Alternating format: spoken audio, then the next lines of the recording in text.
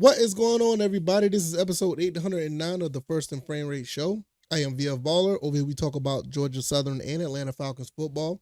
And I'm just going to skip clean over the Falcons this week. I'll talk about them later on a regular YouTube video, whatever the case may be. They have a bye week.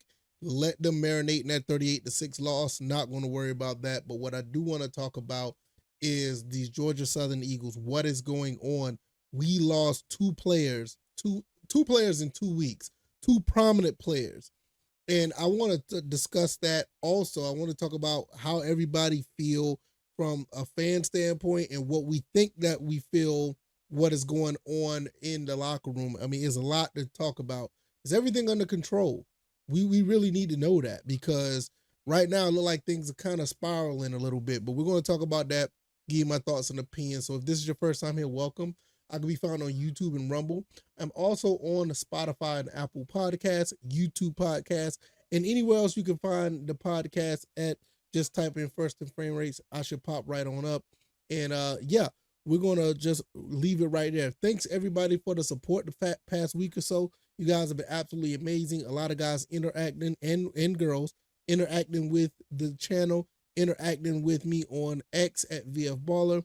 And it is absolutely amazing. I cannot thank you guys enough. Let's jump right into this. Listen, Coach Clay Helton has had a really rough week, to say the least. I mean, you look at what happened in, the whole bye week situation.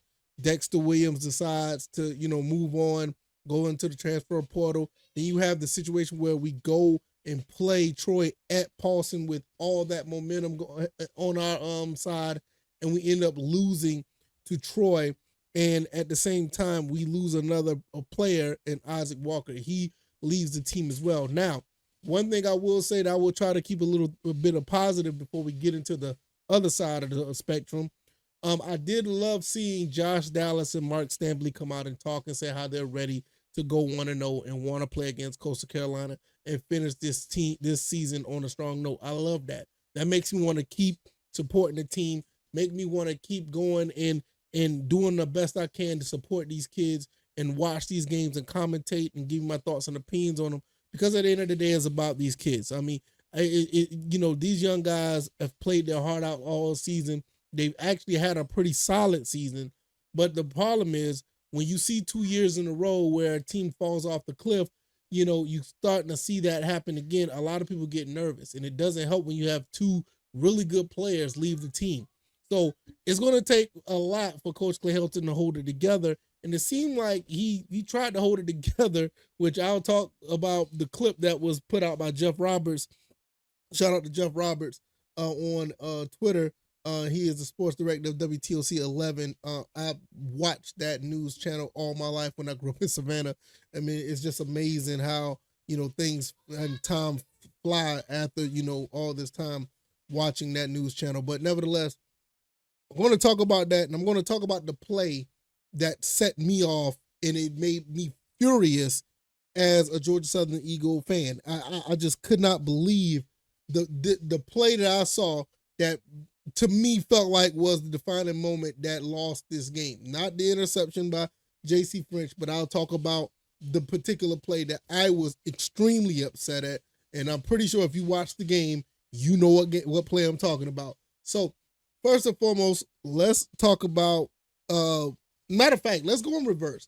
Let's talk about the play first, because that happened before the actual situation with the press conference when Coach Clay Helton did talk about, well, he tried to skirt around the Isaac Walker situation. So we're going to talk about this play first. And I'm going to have it on the screen if you're watching on the video version of the game or of the podcast. We're going to talk about this. So shout out to Tyler Moody. Tyler Moody is a follower of mine on X. I follow him as well. Great guy that talks about Georgia Southern in his spare time. So I want to run this play right here. Oh boy. Why would I do this to myself? I'm going to run this play right here, and I want you guys to understand like why I'm so upset. And let's just go ahead and get into it. Let's play this right now. Let me get the audio together. Okay, all right, let's go. Look at this. It's a direct French on third down, throws incomplete. I don't know if you heard that. I don't know if you heard that at the end, but somebody was so loud over the television audio, you can hear them screaming, "Why?" Like, yeah, why would you run that play? I want you to hear it again, so I'm not tripping. So you guys can hear what I hear. It's right at the end. You hear somebody in the background like, "Why? Like, why would you run this play?" Just look at the play. First and foremost, the play looks horrible. Look at this. The O line is on the sideline. That's the play. What I call it. I call it the O line on the sideline play because pretty much the entire O line is on the sideline. Look at them. They're way over there on the other side of the field, and you got a 2 tight end set with a guard in a center, and the quarterback in like a diamond shape. And what is this? What is this? Is a get fired job. I mean, play. This is a I don't care play. I'm gonna do whatever I want to play. I mean, just listen at the end when this guy screams. It's a direct French on third down, throws incomplete. I mean, just absolutely horrible. Like, what compelled you to run that play when it's 7-7 going into halftime? You go get a score, get the touchdown, and be up, but then you're up only by a field goal, 10-7. And look, I'm telling you, that changed the entire dynamic of the game. Even though we lost 28-20, you got to understand, you don't have that much pressure on you when it's 28-21. Let's just say if that was the case, it was 28-21, and you're marching down the field, and J.C. French doesn't have to do everything in the world to try to make a play and not throw an interception because you just could just run your regular offense when you're only down by 7. Down by 8, you panic a little bit. But nevertheless, even if you would have made that touchdown, you probably wouldn't have been in that situation anyway. Nevertheless, let's scroll down here. It's on my Twitter timeline. Oh, there he is talking right there. All right, I wanted to give you a little bit of background here on this right here. But that was my response to this. But if you're watching on the screen, but nevertheless, just look at this right here. Coach Clay Helton talks about the situation with Isaac Walker. Shout out to Jeff Roberts of WTOC once again. And he put this out there.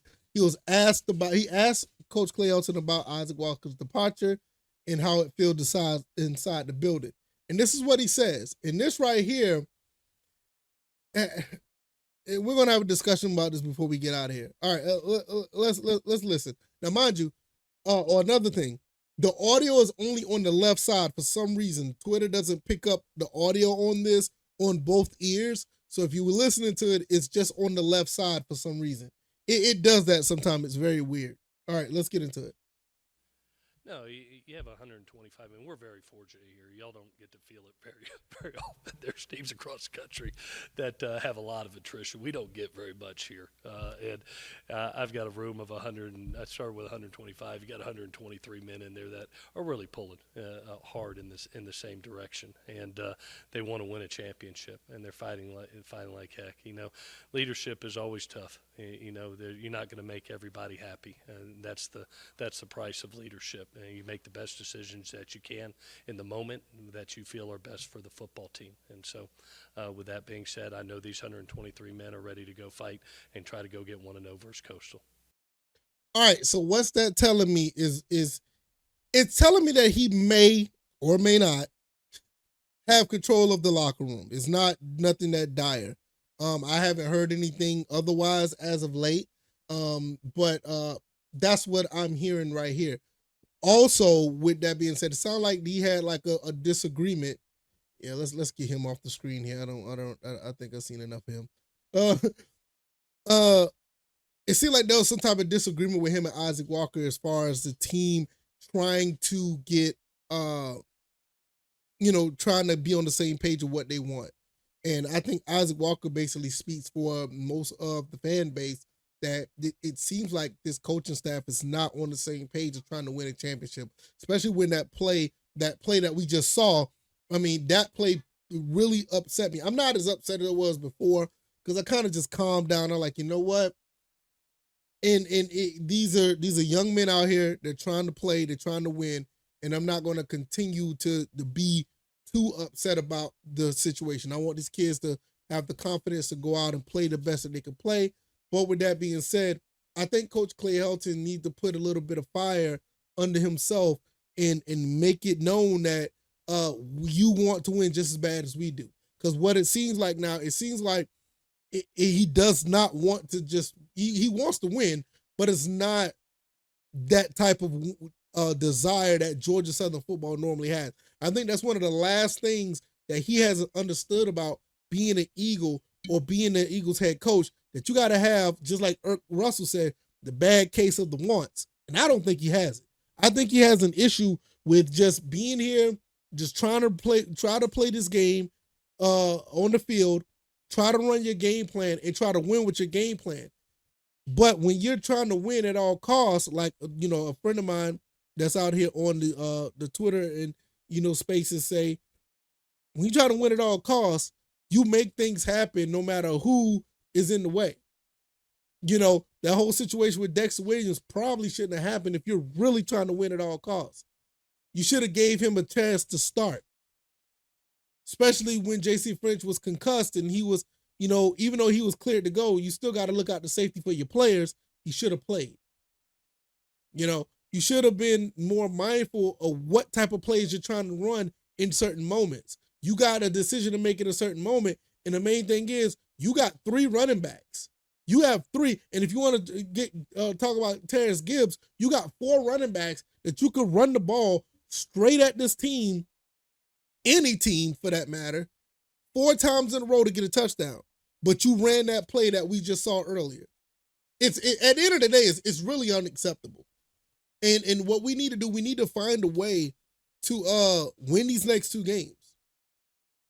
Because right now, the sentiment right now is that there's no control of what's going on in this locker room. There's no control with this team. You can put a smiley face on it. You can make it sound good. You can make it, you know, seem like it's so hunky-dory and everything is hee-haw, you know, oh golly gee, whatever you want to call it. You can make it whatever you want it, but as of right now, it looks like everything is out of control. You go win these 2 games, people may start to think differently, but as of right now, it looks like this is a problem. And it looks like it's headed right back to 6-6 once again. So something really needs to change here. You go into hostile territory in Conway, South Carolina. Those kids, don't get it twisted. You thought Troy was a problem. Those kids in Coastal Carolina, they like to play against us. They look at us as a rival. Even though we don't look at it that way, they look at us as a rival. Even though we did get their number last year, and then we did, you know, and you know, all the great stuff that we've had our ups and downs with them, they look at us like that. So you better be careful going to Conway, and you already know what you're getting when that team from Boone, North Carolina comes to Paulson Stadium. You already know what you're getting in these next 2 games. So you might want to get things together as far as trying to find ways to win these 2 games. Because if you go 6-6, and look, all bets are off at that point. I want another coach. I'm not even going to lie to you. If we go 6-6 again, I do want another coach. And I know that may be, you know, I ain't gonna lie, that may be popular right now. A lot of the fans feel that way. But the way you go 6-6 for the last 3 years, we can't have that. You got to win these 2 games. These 2 games, you're going to win us over at the end of the day. So if you got control of this locker room, if you got a control of this football team, show it. If you like this commentary, hit the like button, share this podcast, subscribe to the channel if you haven't already. Let me know what you guys think. It can be found on YouTube, Rumble, Spotify, Apple Podcasts, also on YouTube Podcasts. You can follow me on X at VFBaller. Like, share, subscribe to the channels. Follow me on all the podcast avenues or the podcast avenue of your choice. Also follow me on X, and I'll see you guys in the next one. You guys enjoy the rest of your week. Hopefully everything will get a little bit better. We'll see how it goes. No Falcons football this week. We'll talk about them later. So everything is going to be focused on Georgia Southern going to Conway, South Carolina to play the Chanticleers. All right, y'all. Y'all take it easy, and y'all be blessed. Peace.